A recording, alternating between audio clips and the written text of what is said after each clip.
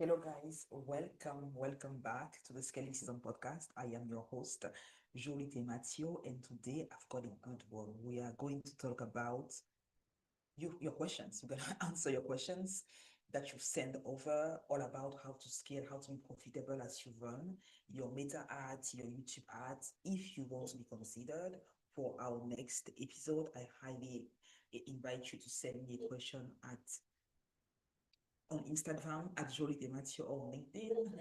That's where I received this, or also on email, and it's gonna be the email in the show note of this episode. So we all of my team and I select the top 10 questions that have come through.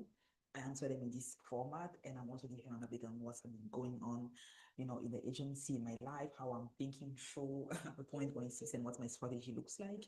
So it's gonna be a fun one.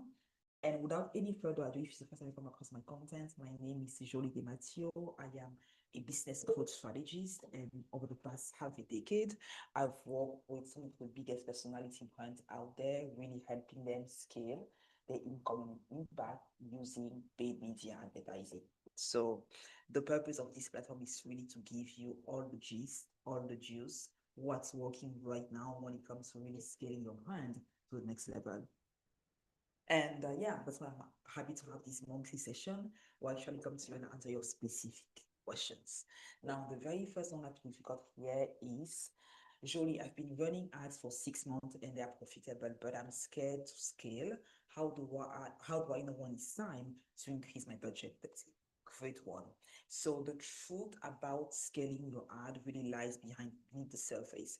And what you want to realize is that the fear of scaling is never really a budget problem. It's typically a data issue, or you are not looking at the right data. What I mean by that is that when you are ready to scale, typically that decision is going to be informed when you have three things in place.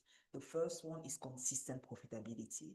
So you've gotten to a place where not only have you been ROI positive on your spend, but that ROI has been consistently positive. That's the first thing, at least for the past, we like to say at least 14 days to 31 days, so that's not 2 3 weeks. That's a great season where you can definitely scale. Sometimes when there's a massive urgency, when maybe we are in the launch season for a client and they are really pushing for a big revenue month, we can even scale faster than that. But at least 14 days is what I recommend.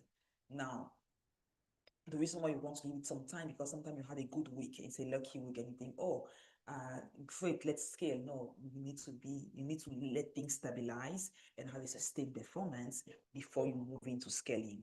The second thing that you want to have before you actually scale on is understanding which specific element of your funnel are driving results. So is it your opt-in page that's crushing it? Is it your creative? Is it the messaging? What specific component in your ad funnel is driving those results, so you can actually double down on what's working and do less of what's not working. The third thing that you also want to have is really make sure that you have built an infrastructure where you can actually handle a higher volume, whether that's leads or sales call, or application, whatever the case may be. You don't want to scale to a place where you actually break fulfillment on the back end. So make sure that your team is prepared, not just in terms of infrastructure, but also mentally to handle a higher volume that will come through the door. What one of the biggest mistakes which I see founder make and marketing team make is they will, scale. I mean, they will think that scale means just doubling ad spend overnight. It doesn't. That's typically the fastest way to kick your algorithm out of the learning phase and actually get to in a place where you are starting the whole learning phase, which then resets the entire process. What we like to do is we like to increase slowly but consistently, 30 to 40% max every 48 hours, 3 days, see if performance hold, and keep on increasing and really let the algorithm adjust without really shocking the system. That's what I would recommend. And the real question which I actually want to invite you to ask yourself is not really much like, should I scale? But it's more like, do I trust my number enough to make this decision, right? Am I confident in my numbers? Because sometimes what happens is that people will scale, some will scale, but they do it by looking at the wrong data. We've seen it happen so often when we'll have a client come on board and they've been scaling their ads and they're like, with this have been profitable a couple of months ago and we are putting more money into it, but we are just seeing lackluster results. And when we actually look at the tracking and we look at the real data, because sometimes with Meta ads or Google ads, there's like a lag, whether it's under reporting or over reporting, and you're always looking at the right numbers when you just look at your ads manager. And so typically when we do a deeper dive, we typically realize that they made decision based on wrong data that completely set them back. By you know what I mean, maybe they see a campaign that looks like it's winning, they increase budget, they keep on increasing ad spend, but that campaign actually was not driving that much ROI. Maybe it was just driving a 1x or 1.5x ROI, but in the dashboard, it looked like it was driving like a 5 or a 6x, and they just kept on increasing ad spend. So that's why I'm always going to recommend, if you are spending more than 3K on ads, like $3,000, I highly invite you to actually have a third party tracking tool like, iRose, Wicked Reports, or if you have an e-commerce brand, People Well, that really allow you to triangulate the truth and understanding what's actually working. So that's so important when you want to scale, because if you are not tracking the right data, you are definitely going to make the wrong decision. And having that data is the first step in having the clarity and the confidence that you need to actually scale profitably. So I will start there. Moving on to the next question is, my ads were working great in Q4. Light here. My ads were working great in Q4, but now in January everything tanked. Is it normal and what should I do? Amazing question, which is actually something which is quite often happen quite often. What I want you to realize is the fact that let me just check something here real quick. Okay, perfect. Yeah, so what I want you to realize is that sometimes the messaging that worked in Q4 is not always going to work down the line in the new year. So January is actually a beast of its own. So it's not, there's nothing wrong with your business specifically. A lot of advertisers are experiencing the same dip post-holiday. So you actually probably are dealing with three things. There's audience fatigue for all the promotion, the Black Friday, the Cyber Monday, the Christmas, and there's some people that are still running like end of year promotion in January. So there might be audience fatigue from Q4, mass marketing.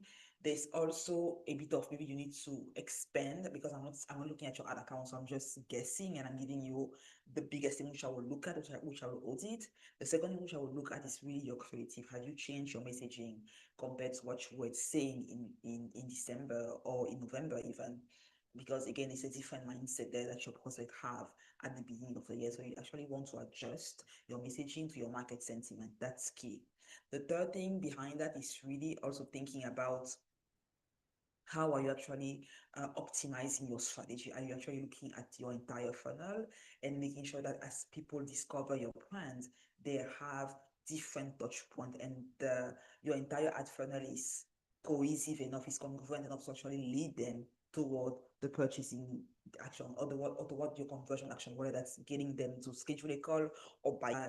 Way more discerning, they are way skeptical, and you need to have your ads that really, if the goal is to convert a stranger into a buyer or into a qualified prospect. So looking at your entire ecosystem and understanding, okay, where might be leaked and what we need to refresh and optimize. Looking also at your audience pocket and testing different pockets of audiences and seeing which one is going to drive the best result. Something that we typically like to is looking at lookalikes of best clients or of our best prospect that typically allow us to get some juice flowing for the most part, and you can there test different percentage of lookalike and see which one converts the best for your specific offers. Something which I also want you to realize is that and the reason why this matters is because January is not the time to just panic when you look at the numbers and get emotional, which tends to happen quite often for business owner, because they are spending money, you are spending money on ads, and there's no ROI. So the first thing is like, oh my God, what's happening? Should we turn off the ad and should we stop everything? Um, Instead of doing that, I want you to just calm down and think about, again, your creative, refreshing your creative, tightening your targeting, crystallizing your messaging, and potentially also adjusting your offer positioning. All of those things is what we do for client. We really audit the entire funnel, and we don't just work on the ads, because if you focus too much on the ads, you miss the big picture. You miss the entire customer journey, which can definitely impact your ROI. So yeah, December again is about action and urgency. January is more about intention, planning this new year, new goals, a fresh start. So leverage those messaging angle as much as you can in your copy. And because yeah, again, the copy, your creative is what's gonna drive, and that strategic positioning is what's gonna drive the biggest conversion for you ultimately. So now, when next question that here that we have here is, I keep hearing conflicting advice about whether to use Advantage Plus or manual campaign. Which one works better for high ticket offer? I'm a fitness coach. Amazing questions. Just gonna sip.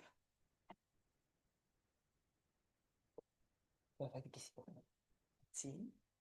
So the answer is not necessarily that one is better than the other when it comes to Advantage Plus or manual campaign.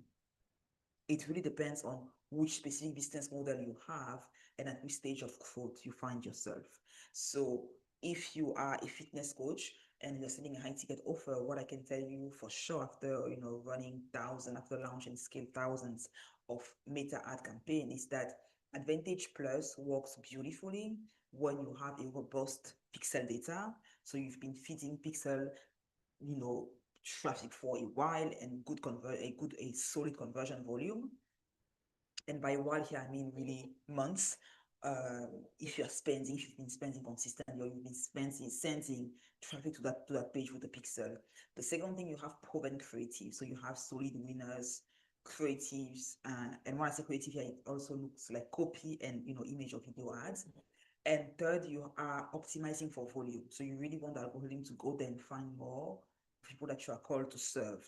And if you have those three key elements in place, then meta algorithm is really best placed to really show your information to the right type of prospect. Manual campaign, on the other hand, they are going to work really well to give you more control and kind of restrict the algorithm control. So for high ticket offer, where you need specific audiences, maybe you are working with entrepreneur with certain characteristics, or you are working with people in a specific industry or at a specific stage in their life, manual targeting lets you be precise about who see your message specifically. So in practice, we do run both. We do run both Advantage Plus and manual campaign.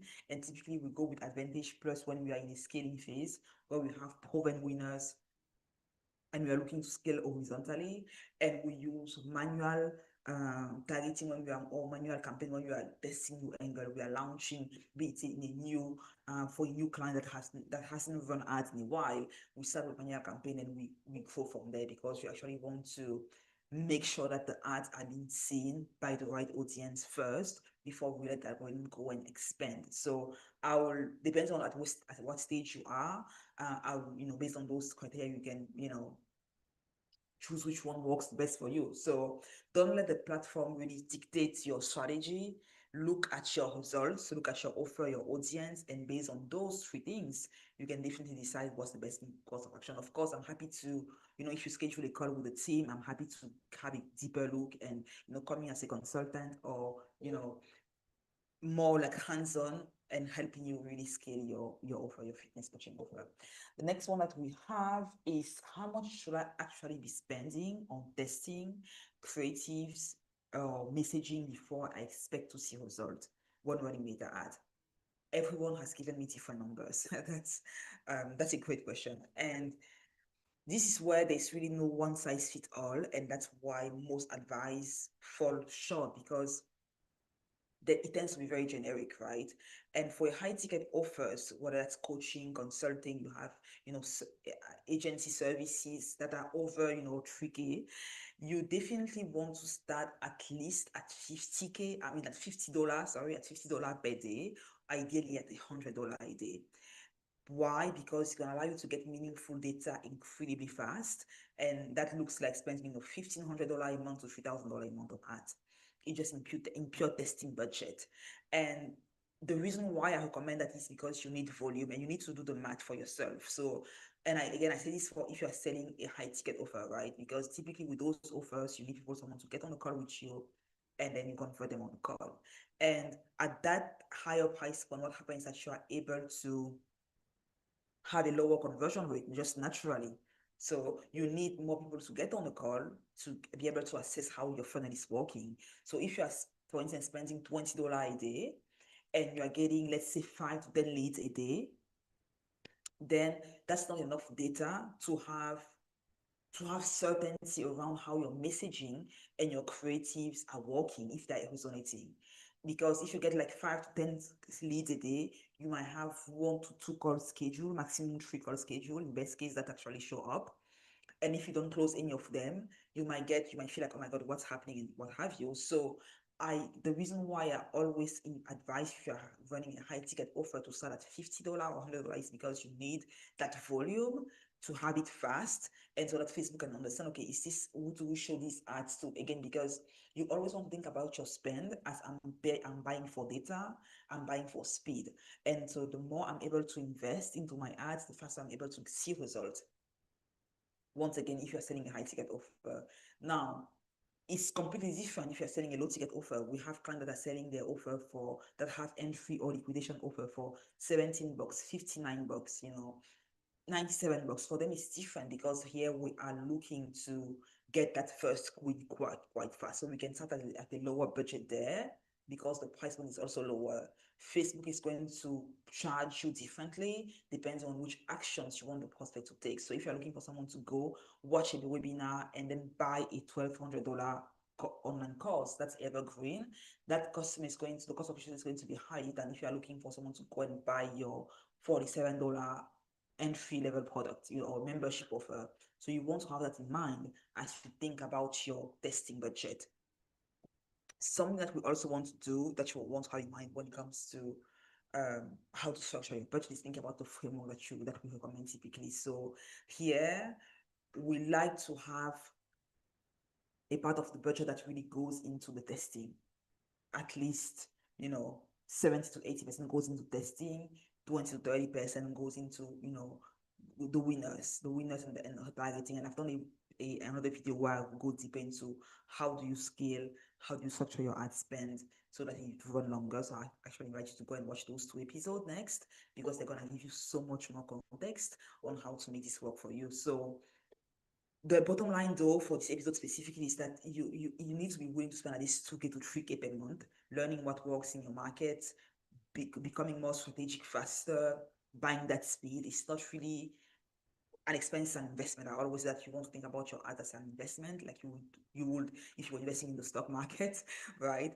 And you're understanding that investing is actually the cheapest way to investing into ad is the cheapest way to understand what's work, and based on those insights, optimize, tweak, improve, and scale a whole lot faster. Next question that we have here is: I'm getting leads, but they are not qualified. How do I fix this without killing my cost per lead? Okay. This is a very common one, unfortunately, where business owners are excited because they're getting, you know, $5, $10 cost per lead. They're like, oh my God, we are pushing it. But then they end up in a ghost town. No one is showing up for the call, and they're like, what's going on? And what I want you to realize is that you've optimized your campaign for the wrong metric. Cheap leads feel good until you realize that you've wasted your money and you're wasting your time because no one is showing up for the call. And the fix is not the ad. The fix typically is not in the ads manager. It's the friction that you are creating and that you've added in your funnel. And that's really what I want you to realize, is that it's not always about what's happening in your ads manager, it's more about what's happening in your entire ad funnel. And so 3 things which I highly invite you to look at and implement rather immediately is: first, make sure that your funnel, your entry offer, whether that's your VSL, your elite magnet, whatever the case might be, make sure that it's really specific and magnetic. So a free guide attracts everyone, right? But for instance, if you say, okay, I have a specific framework that's going to show you how to grow your group coaching program by charging 3 to 10K, and if you're selling women, I'm going to show you how what has helped me reach my first $1 million month by using that framework. Now we are speaking to a very specific target audience.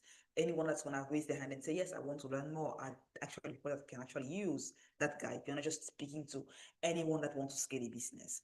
So really getting clear on what's magnetic and incredibly specific lead magnet. Secondly, you are going to want to add qualification questions to your form. As they come in and they want to schedule a call, you definitely want to ask things about current revenue, specific challenges, timeline for investments, what they've tried in the past. We like to, for our client, we like to look at 5 to 7 questions that really allow us to have a great understanding on what the prospect is at and if they are actually qualified for the offer. Because the goal is not just to get people to schedule a call, but to be like, well, are these guys even qualified?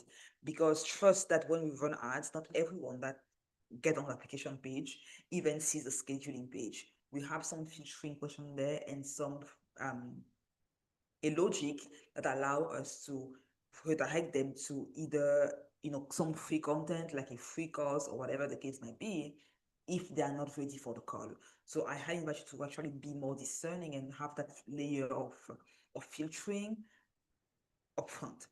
Another thing the third thing that you also want to have is really adjust your messaging to repel bad fits. Your messaging needs to call in who you want to serve and repel everyone else basically, right? So if you serve established businesses, say that you serve established businesses. If you're working with business owners that are making at least $100,000 a month, mention that. If you're only working with Black women of color, brown and Black women, mention that. You definitely want to filter out upfront so that you're not ending with people that don't resonate or even don't qualify with your offer on the back end. And so, for instance, something that we've seen that we've implemented for a client that has been crushing is just saying, oh, if you are it's a business coach for solar businesses, right? So if you're a solar business, that's if you're a solar business owner that's making only 30K per month and you haven't figured out or you feel like your business is crushing down whenever you want to scale to $100,000 a month, listen up, right? So there we already have qualified exactly who we are speaking with. So think about that so that you can structure your messaging and your creative and calling out specifically who your target audience is. You're not trying to convince everyone. The purpose of your ad is not to grab everyone and get them to your page, especially if you're selling a high ticket offer. The goal of your ad is really to have the right conversation with the right prospect. That's all you want. And so optimize for qualified call booked, not per cost per lead. And it's the same also when you look at your optimizing your ads, don't just say, okay, this ad is getting us the most leads, then it means that we need to spend more money on it.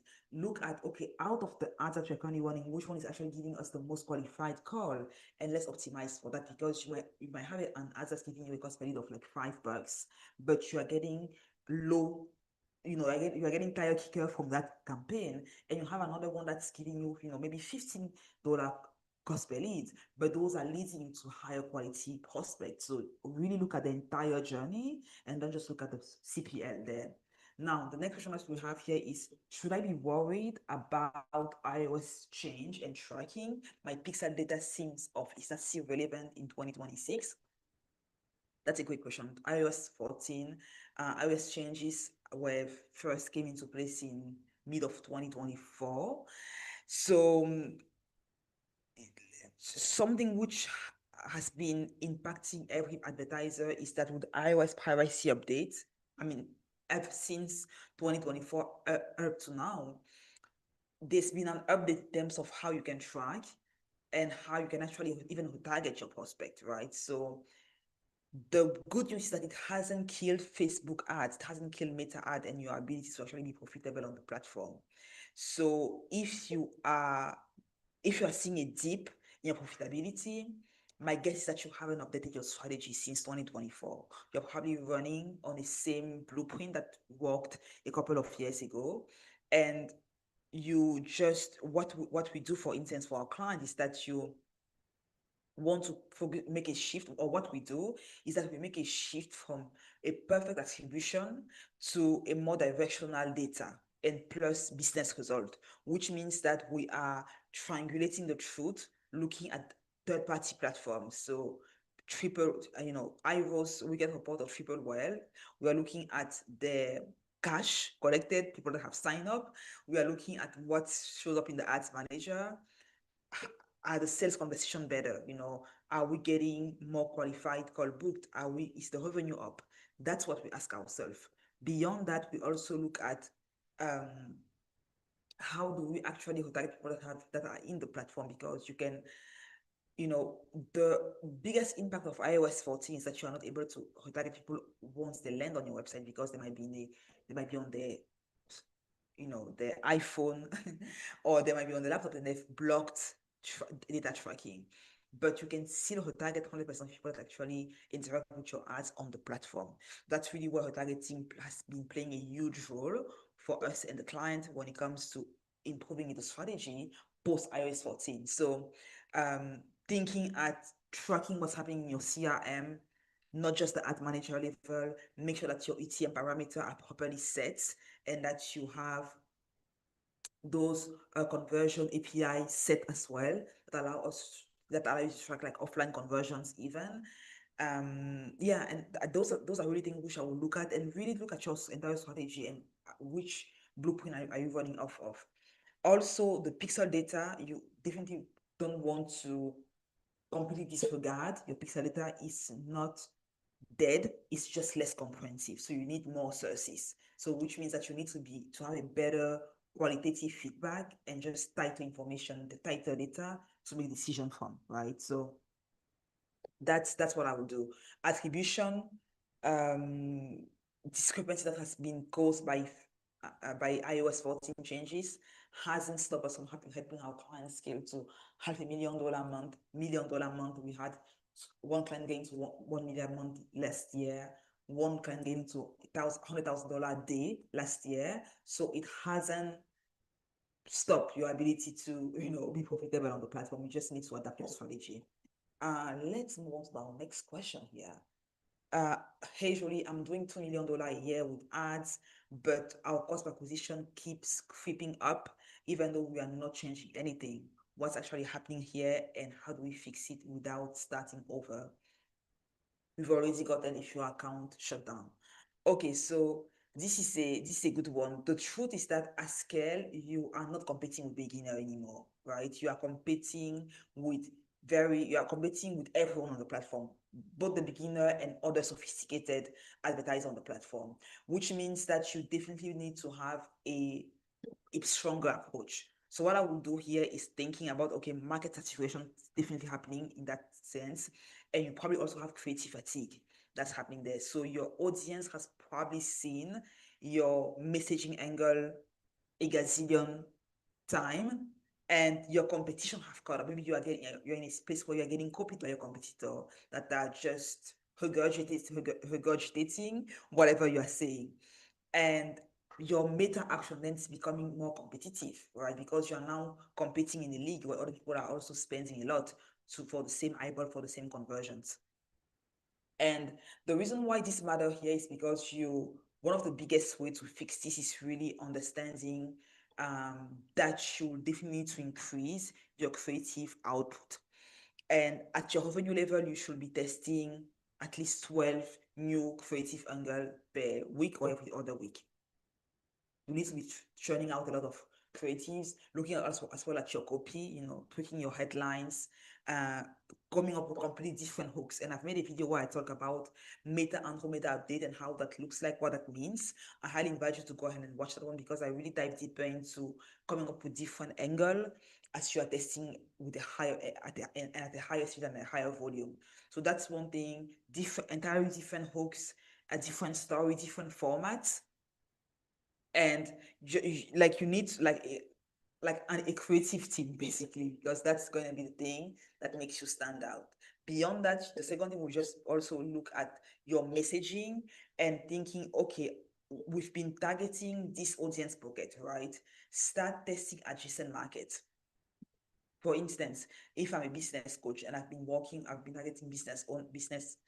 If I'm a business mentor where I'm targeting business entrepreneur in the business world, I can look at, instead of just looking at business coach, I can also look at maybe agency owner or consultant or course creator, for instance. So here's you want to go, you know how you have that pyramid of buyer readiness where you have at any point of time, you have 3% of people that are ready to buy.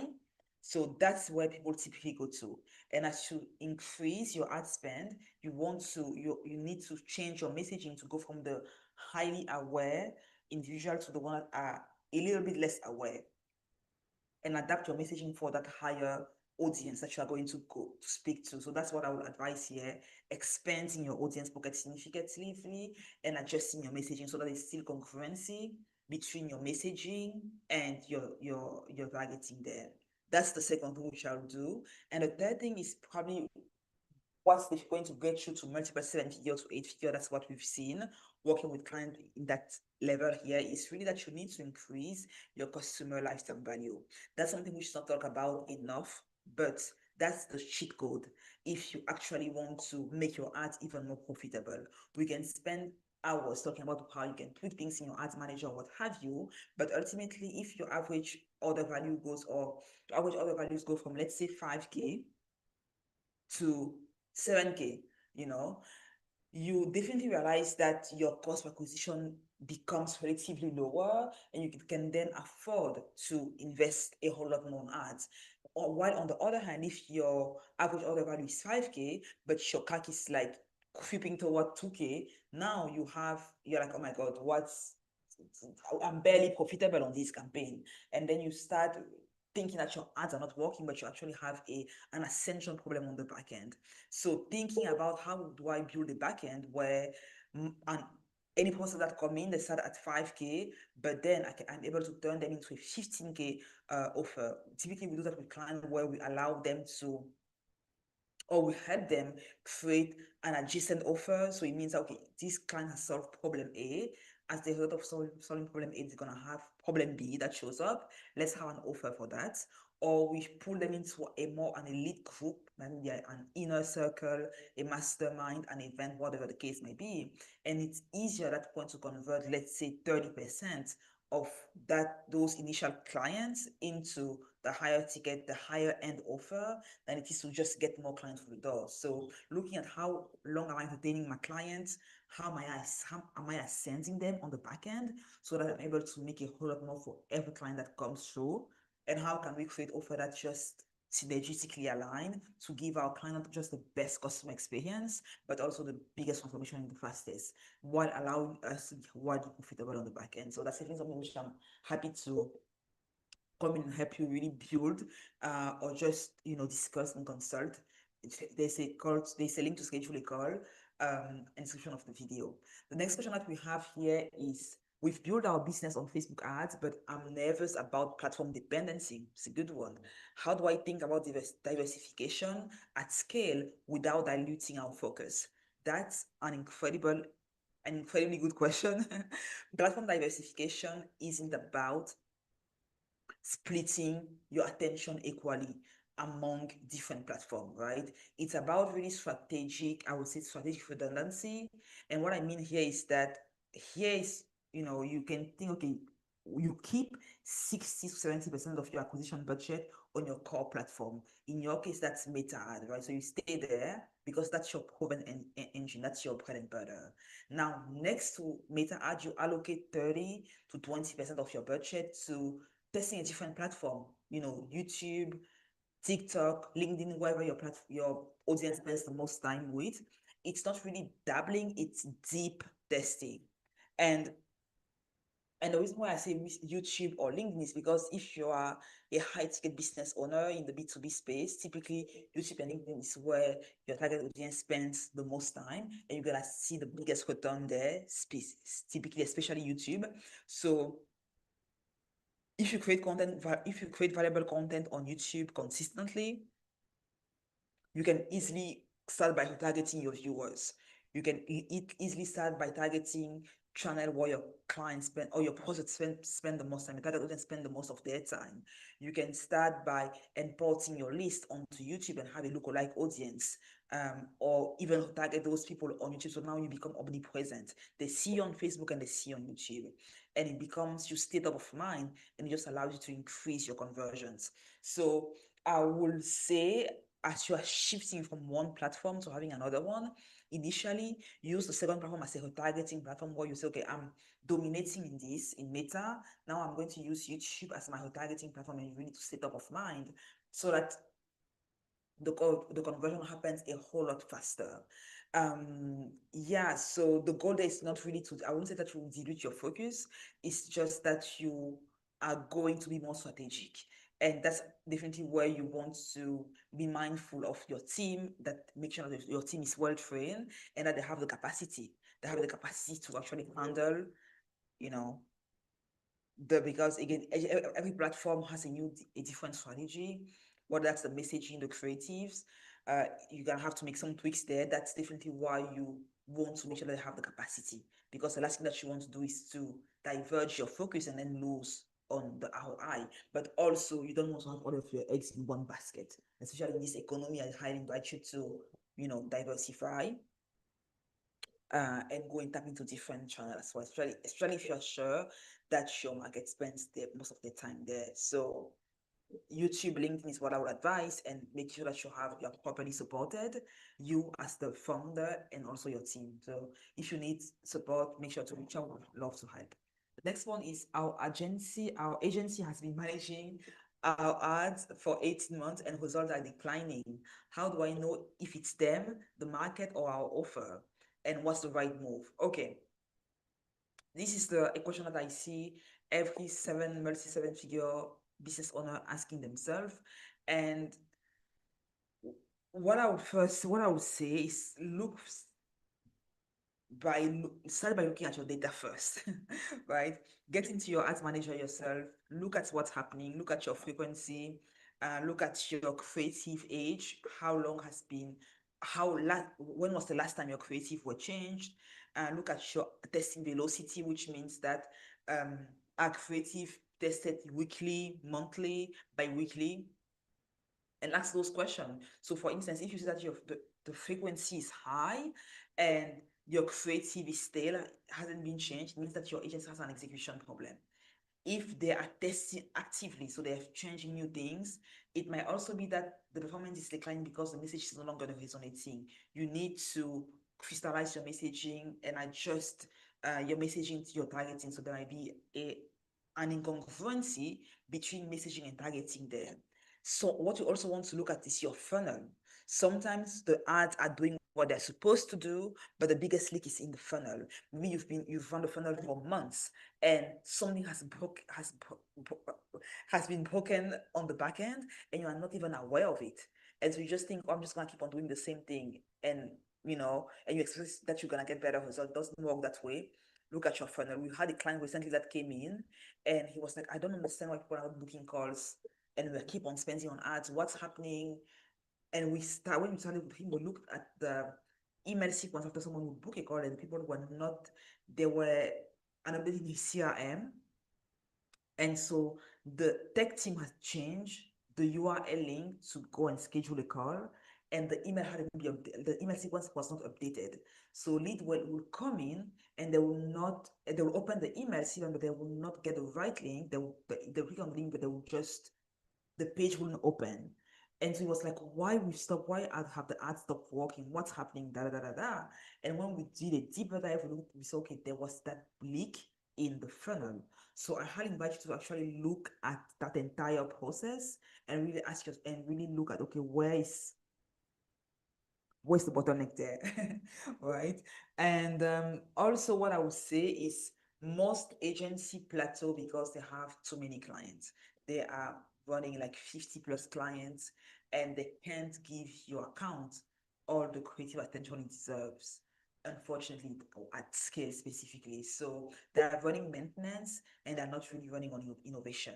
And at 2 million plus, yearly revenue, you definitely want to bring in either an external consultant or maybe an in-house team that's going to help you scale even faster. I'm saying this, with no, like, I'm just thinking about what's in your best interest. Look at how your agency is operating, ask them about their workload and their team is structured, and how much time they actually spends it on your account.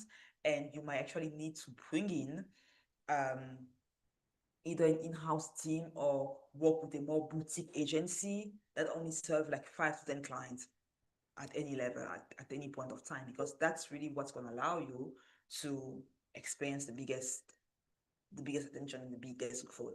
And the reason why it matters to think through that strategy as well is because your ad strategy should evolve as fast as your business. And you want to work with an agency that's really agile in the way in which they move, that really has speed, top of mind. And if nothing has changed over the next 18 months, that's definitely a red flag that something is wrong. If you see your performance dip, it's definitely a red flag. So I'll definitely look into that.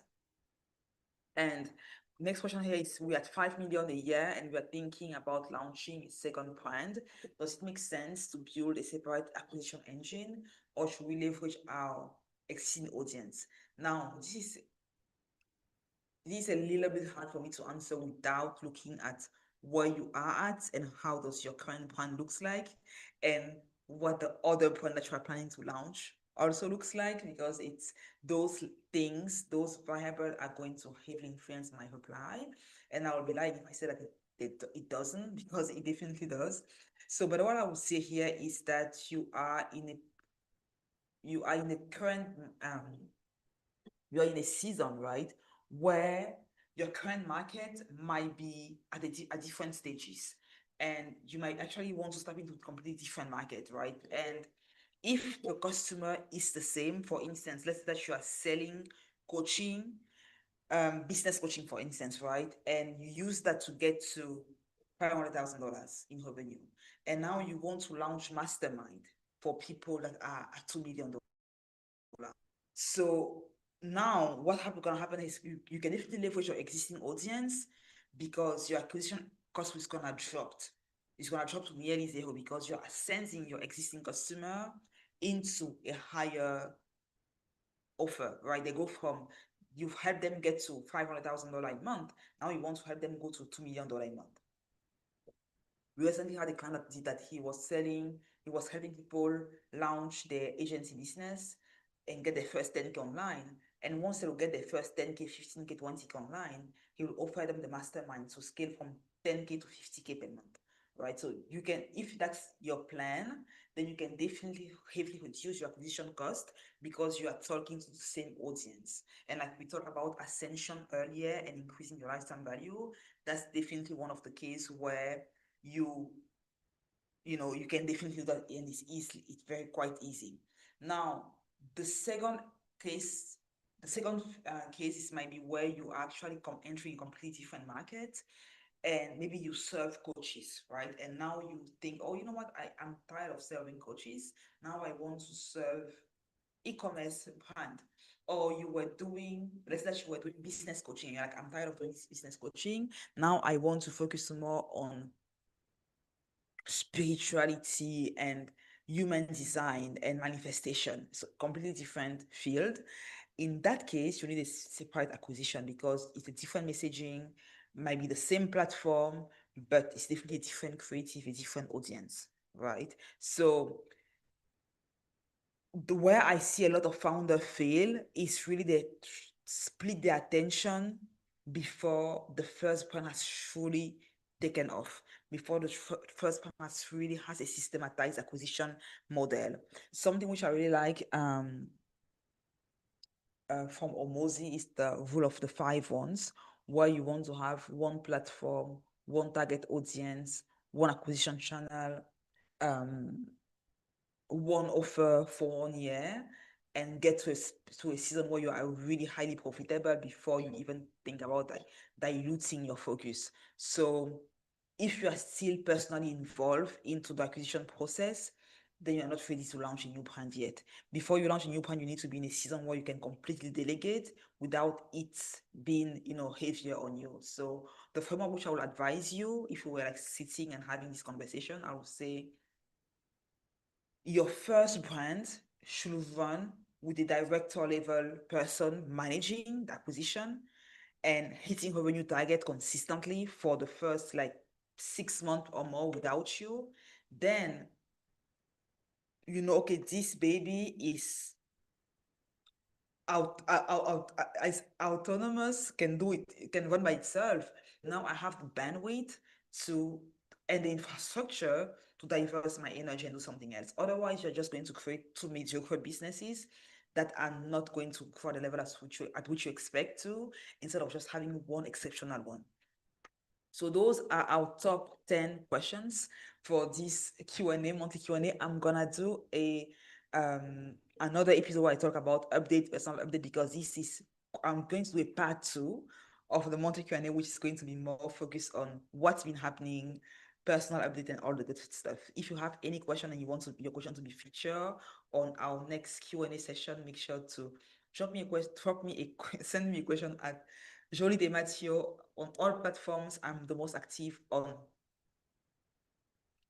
Instagram and LinkedIn, or you can send me an email as well. There's going to be a link in the show note as well. Thank you so much for watching. If you are looking for someone to come in and help you really systematize and really grow your business by building and implementing a proven acquisition system that's profitable and predictable, so that you can reclaim more of your peace of mind and more of your profit, make sure to be in touch. That's what we do all day and every day for our clients, and I will be delighted to serve you. I will see you on the next episode. Until then, keep on learning, keep on scaling, and keep on investing in yourself. Take care.